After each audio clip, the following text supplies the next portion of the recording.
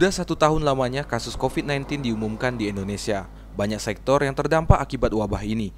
Salah satunya adalah sektor ekonomi yang berpengaruh pada tingkat pengangguran terbuka. Dijelaskan oleh data BPS atau Badan Pusat Statistik Kabupaten Lebong, melalui bidang koordinator fungsi statistik sosial dijelaskan bahwa pada tahun 2019 persentase pengangguran sebanyak 3,87%, sedangkan di Agustus 2020 menjadi 3,92%.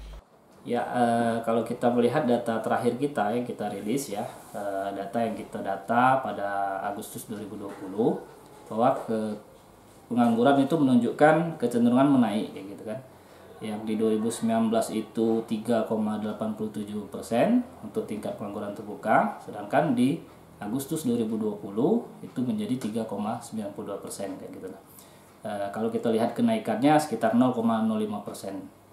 Untuk di tahun 2019 terdapat sebanyak 2.506 penduduk pengangguran di Kabupaten Lebong. Sedangkan di tahun 2020 jumlah penduduk pengangguran bertambah sebanyak 58 orang.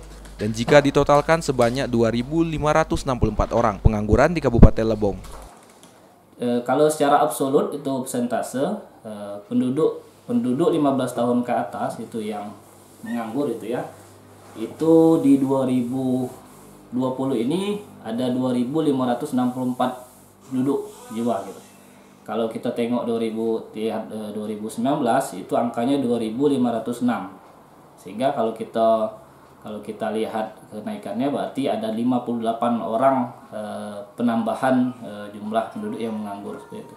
Dari 2019 ke 2020. BPS Lebong berharap selain kepada pemerintah daerah agar bisa membuka sebanyak-banyaknya lapangan pekerjaan. Diharapkan juga untuk penduduk yang belum bekerja agar bisa mencari pekerjaan yang layak dan juga bisa mengurangi jumlah angka pengangguran dan kemiskinan di Kabupaten Lebong.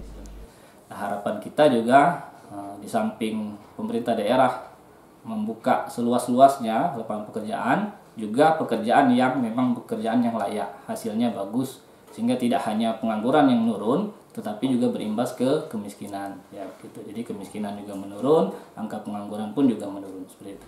Dari Tubei, Rega Baratayuda, Lebong TV melaporkan.